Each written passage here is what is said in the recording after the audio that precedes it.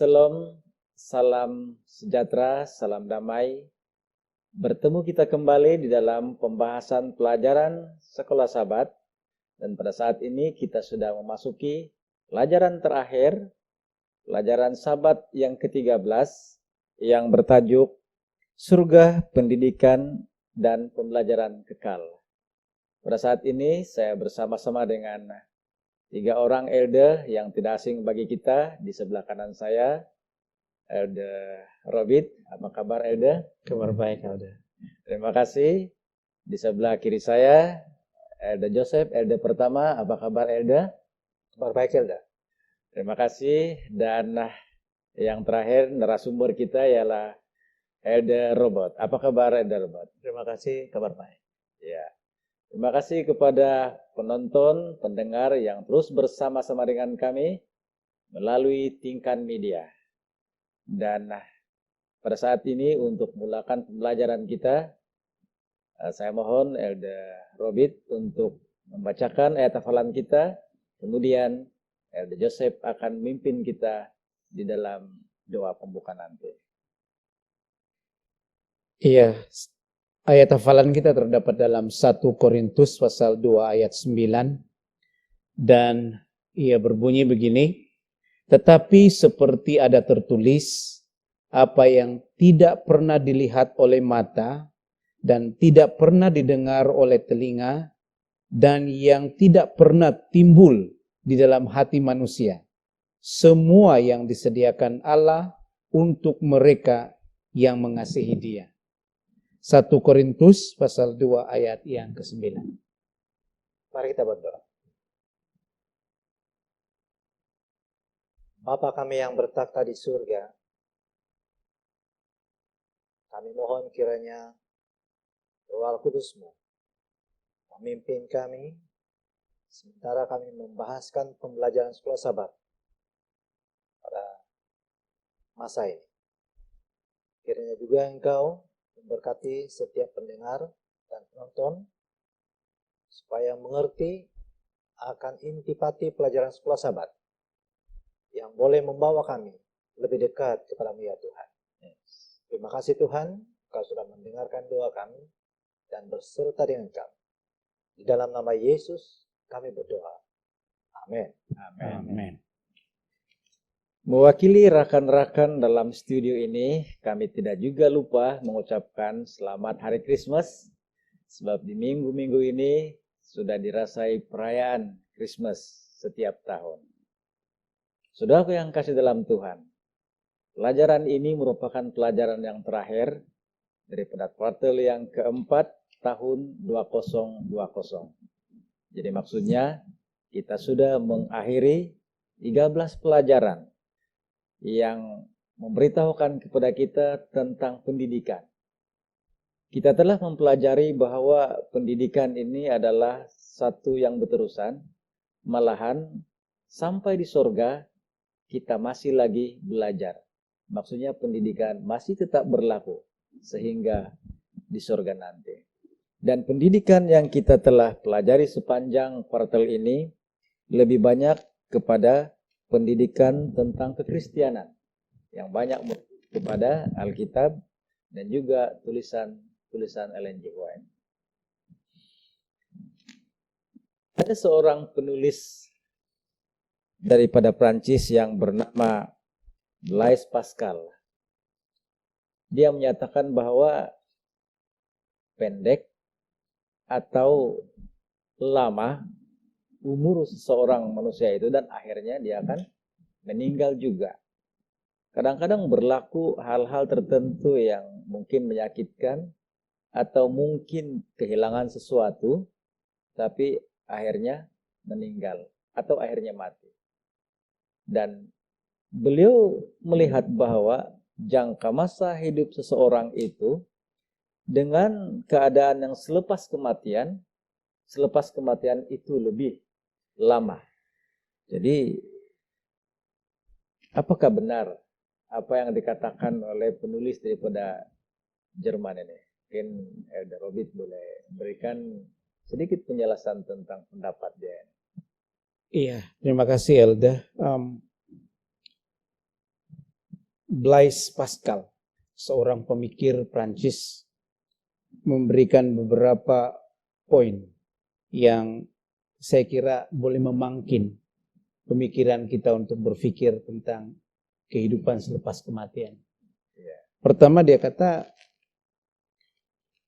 tidak kira berapa panjang umur manusia di dunia ini, akhirnya akan menemui kematian. Dan ini memang sudah pasti, sebab upah dosa adalah maut. Ya. Dan yang kedua ialah, Pascal berpikir lama dan menyatakan bahwa jangka masa alam kematian itu lebih panjang daripada masa kita hidup di dunia. Kita teringat tentang Matusela, seorang yang paling panjang umur dalam sejarah dunia ini. Hampir mencapai 1000 tahun. Tetapi selepas itu, dunia sekarang sudah masuk 6000 tahun. Dan dia sudah berada dalam alam kematian 5000 tahun lalu. Jadi benar apa yang dikatakan oleh Pascal ini.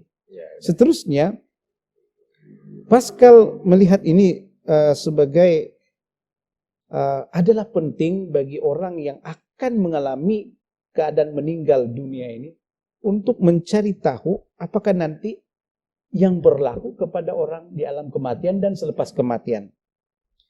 Dan dia menyatakan bahwa ramai orang berkelahi tentang jawatan, persaingan dalam bisnis dan sebagainya. Tetapi jarang, malah kita tidak pernah mendengar akan ada orang yang mau berlomba-lomba mencari tahu apakah yang berlaku selepas kematian. Ya, Nah, betul, Elda. jadi nasib orang mati, orang yang sudah mati ini sebenarnya terjawab di dalam banyak tulisan yang terdapat di dalam Alkitab. Karena kita lihat bahwa Alkitab berbicara tentang janji keselamatan Tuhan Yesus. Dan apa yang sedang menunggu di hadapan kita. Malah banyak ayat-ayat kutipan yang kita boleh dapat. Saya memetik sebilangannya di sini. Yohanes 6 ayat 54. Yohanes 3 ayat 16. Karena begitu besar kasih Allah terhadap dunia ini sehingga dia mengurniakan anaknya yang tunggal. Supaya barang siapa yang percaya kepadanya tidak binasa tetapi beroleh hidup yang kekal. Itu satu janji. Lepas kematian. Dan kemudian ayat seperti 1 Yohanes 5 ayat 13, Yohanes 4 ayat 14 dan yang lain lagi. Semua ini menyatakan tentang janji hidup yang kekal yang hanya akan kita perolehi melalui Yesus Kristus. Dan oleh sebab itu nasib orang mati ini sebenarnya tidak berhenti ketika ia mati. Tetapi ada pengharapan yang sesungguhnya mereka akan capai karena sudah dibuktikan di dalam kehidupan Yesus. Nah, Alkitab menceritakan tentang Yesus yang telah menjadi manusia, disalibkan demi kasihnya kepada manusia, tetapi yang lebih mulia daripada itu ialah Yesus dibangkitkan. Dan kebangkitan Yesus inilah yang memeteraikan segala janji-janji yang terdapat dalam Alkitab adalah benar dan akan berlaku kepada umat manusia. Kita boleh merujuk ini bersama di dalam Ibrani pasal 1 ayat 2 dan Kisah Rasul-Rasul pasal 17 ayat 28. Jadi nyata bahwa kita mengimani Yesus, maka kita ada jaminan hidup kekal. Saya kembalikan kepada moderator. Maksudnya, Elda, kalau kita nampak di sini, kita dapati bahwa kita ada pengharapan, Elda. Kita ada pengharapan. Bukannya kematian itu merupakan sesuatu yang akhir dari kehidupan. Iya, benar. Tapi kita ada pengharapan dan itu sudah dibuktikan melalui kematian dan kebangkitan Yesus Kristus sendiri. Elda Joseph, di dalam Wahyu 21 ayat 4, dia nyatakan seperti ini. Dan dia akan menghapuskan segala air mata dari mata mereka. Dan maut tidak akan ada lagi. Tidak akan ada lagi perkabungan atau ratap tangis atau duka cita. Sebab segala sesuatu yang lama itu telah berlalu. Kalau kita melihat kepada ayat ini, seolah-olah sesuatu yang baru yang mungkin belum pernah kita alami lagi. Jadi mungkin Elda boleh memberikan sedikit penjelasan berhubung kait dengan ayat ini ataupun mungkin satu kehidupan baru bagi kita. Silakan. Janji Tuhan dalam kehidupan kekal adalah tiada air mata. Maksudnya tidak akan ada lagi kematian, kesakitan, penderitaan di situ. Ya. Dan ini jelas dibuktikan atau dicatat di dalam Alkitab. Misalnya di dalam 2 Petrus 3 ayat 10 sampai 13 dan Wahyu 21 ayat 1 sampai 6. Semua ini bercerita tentang kehidupan baru atau bumi yang baru. Dan saya suka membawa perhatian kita semua untuk melihat lebih mendalam tentang kehidupan yang baru ini. Ya. Sebenarnya kehidupan yang baru ini yang dicatat dalam pembelajaran kita ini bukanlah kelanjutan daripada kehidupan yang ada sekarang ini. Kehidupan yang penuh dengan penderitaan. Sedang ada orang yang berkata 70-80 itu sudah cukup sengsara di dunia ini. Ya. Apalagi kalau sudah ditambah kekal. Tetapi sebenarnya seperti yang saya katakan tadi, ini bukanlah kelanjutan daripada kehidupan yang ada. Yesus telah menjanjikan satu kehidupan yang baru. Yang di situ memang segala-gala yang lama sudah berlalu. Maksudnya, kesakitan, penderitaan sudah tidak ada di dalam dunia yang baru. Jadi maksudnya Elda, kalaulah itu merupakan satu kesinambungan daripada kehidupan kita yang susah itu, mungkin kita pun tidak mau itu Elda. Kan? Tapi seperti yang Elda Joseph katakan tadi, ia hanya merupakan satu kehidupan baru. Yang lama sudah berlalu. Dan apa-apa kesengsaraan yang mungkin sudah kita rasai di dunia ini, di kehidupan baru itu sudah tidak ada. Malahan yang paling menarik di sana ialah tidak ada kematian lagi. Iya, benar. Ya. Elder Robert, kalau kita melihat dalam tulisan Ellen G. White, buku yang berjudul Education, dalam muka surat 301, dia menyatakan seperti ini. Surga adalah sekolah. Bidang pembelajaran alam semesta. Gurunya yang tidak terbatas. Sebuah cawangan sekolah ini ditubuhkan di Eden. Dan rancangan penebusan yang sudah tercapai, pendidikan itu akan dijalankan kembali di sekolah Eden. Jadi maksudnya, pendidikan ini Eden kepada Eden yang baru. Jadi mungkin Elder Robert boleh berikan sedikit penjelasan tentang ini, ataupun barangkali itu adalah satu gambaran tentang pendidikan berterusan yang nanti banyak perkara yang kita akan ketahui di situ. Silakan, Elder. Iya, terima kasih Elder. Baik. Masih banyak perkara ataupun persoalan tentang dunia semula jadi yang menjadi misteri sampai sekarang yang tidak dapat dijelaskan oleh sains dan teknologi masa kini. Yeah.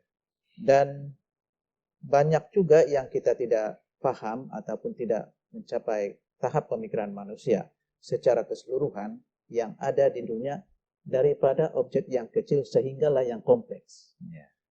Tetapi di surga nanti, seperti yang dikatakan tadi, adalah sebuah sekolah. Yang mana di sana di surga nanti ada satu proses pembelajaran di mana apa yang tidak dapat diketahui, yang tidak dapat dilihat ataupun dicapai oleh pemikiran manusia pada saat ini, di surga nanti kita akan melihat dan terjawab. Terungkai semua misteri nanti apabila di surga. Seperti yang dikatakan di dalam 1 Korintus pasal 4 ayat 5 mengatakan bahwa ada tiba waktunya ataupun tiba saatnya semua perkara yang misteri itu akan terlihat. Jadi Maksudnya, apabila kita berada di sorga, pembelajaran itu terus, semua perkara yang kita tidak tahu pada masa kita di dunia, di surga itu diperjelaskan. Jadi Elda, kalau begitu maksudnya bukan hanya di bumi ini berlaku pembelajaran, tetapi sehingga di surga Iya, betul. masih ada pembelajaran. Malahan dalam pelajaran kita dapati bahwa persoalan-persoalan yang tidak ada jawaban di dunia ini, Elda. Di surga nanti ada jawaban dan Yesus sendiri yang memberikan penjelasan. Dan saya ingin menambah sedikit lagi berkaitan dengan masa kini, yaitu setiap persoalan atau misteri yang tidak terjawab itu, Ya, Elda. dan nanti apabila kita di surga kita akan mengetahuinya.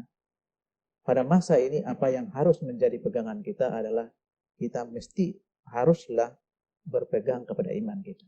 Iya. Dan kita perlu percaya janji-janji Tuhan. Dan semuanya itu haruslah dipegang dalam diri kita dan kita bertahan sehingga akhirnya dan semua misteri akan terungkai nanti. Pembelajaran itu akan berterusan di surga nanti berkaitan dengan dunia yang menjadi misteri kita pada hari ini. Ya. Terima kasih Elda. Saya barangkali ingin melihat dari satu sudut yang agak berbeza. Ya. Yang kita boleh selalu lihat di dalam kehidupan kita sekarang nih. Seorang pengacara TV. Dalam keadaan kita mau tahu siapa pemenangnya, dia kata, tunggu episode yang seterusnya. Ada faktor-faktor surprise. Jadi kunci telah diberikan oleh Elder Robert sebentar tadi tentang bagaimana kita masuk kepada satu kehidupan, episode lain. Tetapi masih berkaitan, yaitu menjawab segala misteri yang kita tidak dapat jawab di dunia ini. Dan hanya kita yang berpegang teguh kepada Tuhan yang nanti akan mendapat jawaban yang sempurna dari Tuhan di dalam kehidupan dan pembelajaran yang baru itu. Itu saja sedikit ya. Saya boleh tambah. Robert, tambahan yang saya kira begitu baik. Sekolah dalam kehidupan yang baru. Ini kita menyangkut tentang, kalau kita lihat pembelajaran kita sekarang ini, pastinya hal-hal yang kita sudah alami, yang kita sudah ketahui. Di sini ada menyebut tentang sekolah dalam kehidupan baru. Dalam kehidupan baru kita juga ada pembelajaran. Masih seperti biasa, barangkali sekolahnya ada persoalan-persoalan seperti yang kita telah pelajari. Dan kalau kita melihat dalam 2 Korintus pasal 4 ayat 17 hingga 19, dikatakan seperti ini, sebab penderitaan ringan yang sekarang ini mengajarkan bagi kami kemuliaan kekal yang melebihi segala-galanya. Mungkin boleh diperjelaskan lanjutan daripada ayat ini. Silakan ada Robert. Iya, terima kasih Elda. Dan saya terus teringat kepada petikan yang Elda moderator telah sebutkan tadi, petikan awal berkenaan dengan sekolah. Jadi surga itu satu institusi pembelajaran, cabangnya di Eden, malangnya sudah jatuh dalam dosa, tetapi akhirnya Tuhan selamatkan manusia itu kembali dan masuk ke dalam surga, dan di dalam surga ini kembali kita masuk ke dalam sistem pembelajaran. Jadi sekolah kita yang nanti dalam masa kekekalan itu adalah surga dan Yerusalem baru. Dan disinilah letaknya kehidupan yang baru. Nah, bergantung kepada tanggapan kita terhadap ayat 2 Korintus pasal 4 ayat 17 dan 18. Tetapi saya melihat dalam satu sudut yang sangat simple, tetapi barangkali mengait dengan kehidupan kita, yaitu kita sekarang berada di dalam penderitaan, di dalam dunia yang fana kita menderita. Tetapi ia mengerjakan untuk kemuliaan segala-galanya. Artinya untuk kita masuk ke dalam sekolah dan kehidupan yang baru itu, kita terpaksa berkorban dengan kesakitan, keperitan yang ada di dunia ini. Tapi pasca segala-galanya yang menyusahkan kita ini, kita akan merasakan buah dari penderitaan kita, dari kesetiaan kita kepada Tuhan. Yaitu apabila kita masuk dalam surga, satu pembelajaran yang tidak akan boring bersama dengan Sang Pencipta itu. Sebab coba kita baca saja di dalam Wahyu pasal 21 ayat 1 dan 2. Nah, inilah kehidupan kita dalam sekolah yang baru itu. Saya teringat masing-masing orang membayangkan kalau kita berada di sebuah rumah yang cantik, yang baru. Tapi itu masih lagi dalam imajinasi kita. Tapi yang ini, lalu aku melihat langit yang baru dan bumi yang baru, sebab langit yang pertama dan bumi yang pertama telah berlalu, dan lautan pun tidak ada lagi. Dan aku melihat kota kudus Yerusalem baru turun dari surga, dari Allah, yang berhiaskan bagai pengantin perempuan yang berdandan untuk suaminya. Dia punya pembahasan saja sudah cukup mulia bagi kita untuk memikirkan. Nah, inilah sekolah dan kehidupan kita. Dan tidak ada laut yang memisahkan lagi, dia bilang di sini. Ini sungguh luar biasa. Dan saya mau baca lagi di sini. Wahyu pasal 2 ayat 7. Siapa bertelinga hendaklah yang mendengarkan apa yang dikatakan Roh kepada jemaat-jemaat. Barang siapa yang menang, artinya dapat bertahan dalam kesusahan yang ada di dunia ini, akan diberi makan, akan kuberi makan dari pohon kehidupan yang ada di Taman Firdaus Allah. Kalau di dalam ayat menyatakan itu, pokok itu dia berbuah 12 kali setahun, kalau ada pengiraan tahunnya, dan dia berbuah satu jenis yang lain akan muncul dan sebagainya. Dan inilah kehidupan yang baru. Jadi, sudahlah, sekolahnya baru, kehidupan yang baru, luar biasa. Ya, terima kasih Elda. Elda Robata, kita dapati bahwa di dalam pembelajaran kita ini ada guru. Iya. Dan dalam pelajaran sekolah sahabat kita menyinggung tentang guru yang agung. Dan siapakah guru yang agung ini dan bagaimanakah mungkin cara pembelajaran yang dia bawakan kepada murid-muridnya? Silakan. Iya, terima kasih Elda. Iya. Baik. Pada waktu Yesus berada di bumi satu ketika dahulu, dia adalah pengajar. Dia juga adalah seorang guru yang agung. Nah, apabila sampai di surga nanti, Yesus juga adalah seorang maha guru yang agung. Dan apa yang sangat saya tertarik dengan pelajaran pada hari ini mengatakan bahwa di surga nanti, Yesus mengajar ataupun menjadi seorang guru yang agung. Bukan hanya pembelajaran dia, tetapi daripada pengalaman dia sendiri. Pengalamannya semasa dia di bumi satu ketika dahulu, sehingga dia boleh menunjukkan bukti yang mungkin dia kata inilah bekas paku yang disebabkan oleh sahabat-sahabat saya ataupun pada waktu di bumi. Jadi Yesus adalah maha guru yang agung di dunia dan juga di surga. Dan pelajaran juga kita mengatakan bahwa masa kita untuk bersama dengan Yesus sebagai maha guru tidak terbatas. Dan apa yang sangat tertarik di pelajaran ini mengatakan bahwa semakin banyak kita bersama dengan Yesus, semakin banyak Yesus mengajar kita, semakin dalamlah pengetahuan kita. Dan semua misteri yang menjadi persoalan kita, Yesus akan memperjelaskan. Jadi Yesus adalah guru yang maha agung di dunia dan di surga. Itulah jawabannya. Siapa guru agung itu? Tidak lain Yesus Kristus sendiri. Ada gambaran Elda kalau di sorga itu. Saya pikir ada banyak soalan tuh kan. Iya. Daripada orang-orang kudus yang bersama dengan Tuhan. Sebab pada waktu ini pun kita dapati bahwa ada banyak persoalan yang tiada jawaban. Tapi kita bersyukur, beruntung karena saya pasti kita akan ada di sorga nanti. Dan hal-hal yang tidak terungkai di dunia ini, peluang kita untuk mendengar jawaban daripada Yesus.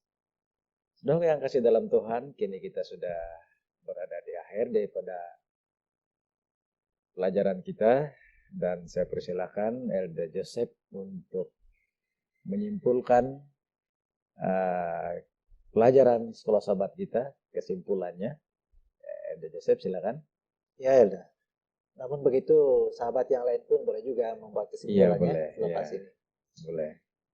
Saudara-saudari, sepanjang pembelajaran kita 13 sahabat ini, kita telah mempelajari tentang pendidikan Kristen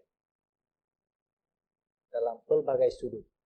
Dan saya pikir pembelajaran sekolah sahabat kita pada kuartal ini, atau triwulan ini sangat menarik.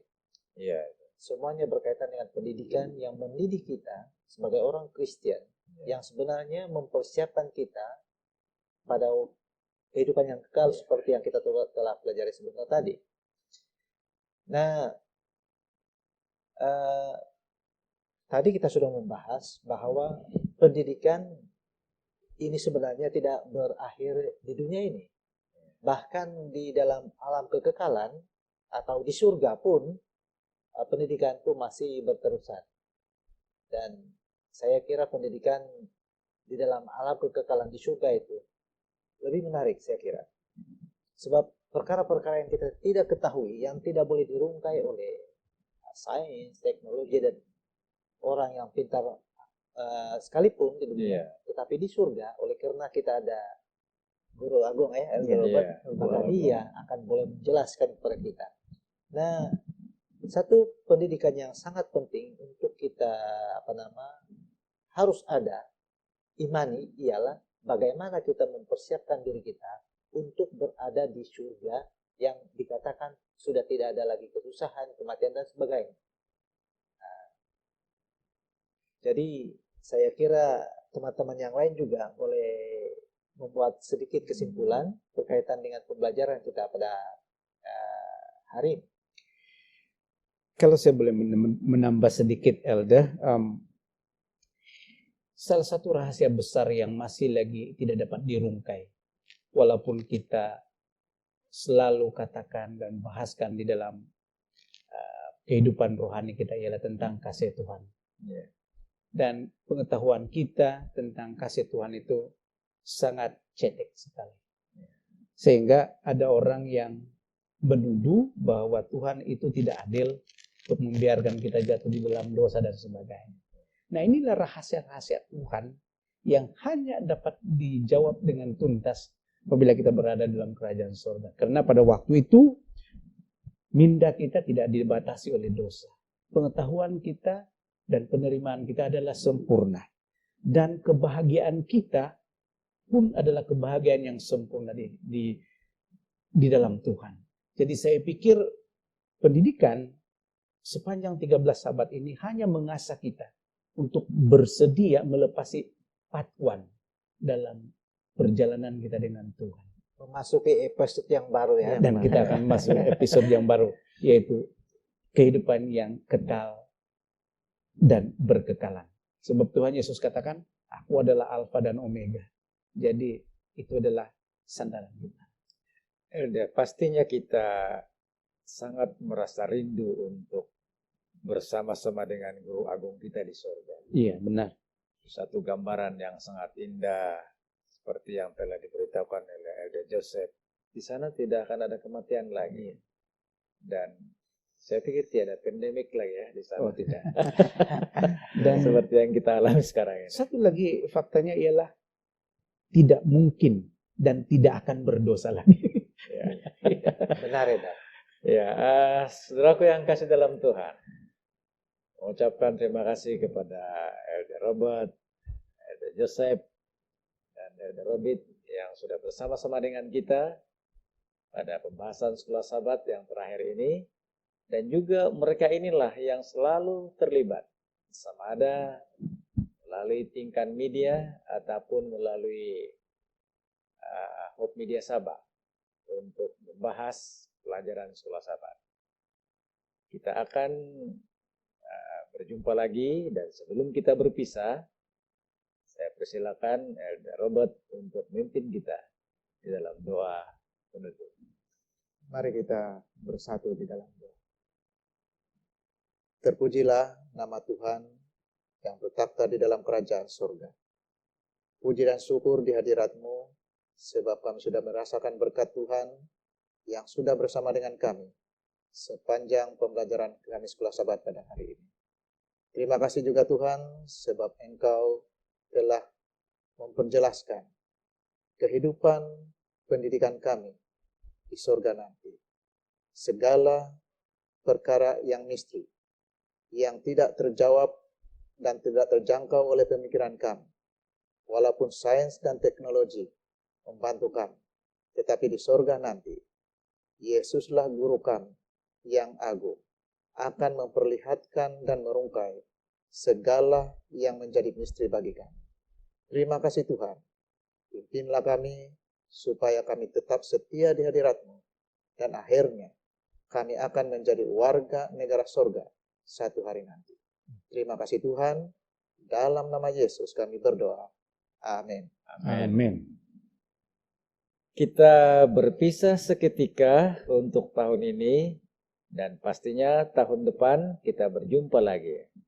Inkan Media mengucapkan jutaan terima kasih kepada Pastor Helmi yang sejak sedia kala telah membantu kita untuk menjayakan setiap rekaman bersama-sama dengan El dan LD yang begitu setia. Hasil pengorbanan mereka bersama dengan kita telah menikmati siri pembelajaran sekolah Sabat sepanjang tahun ini. Dan saya percaya dengan berkat Tuhan, kita akan dipertemukan lagi di tahun 2021. Tuhan memberkati.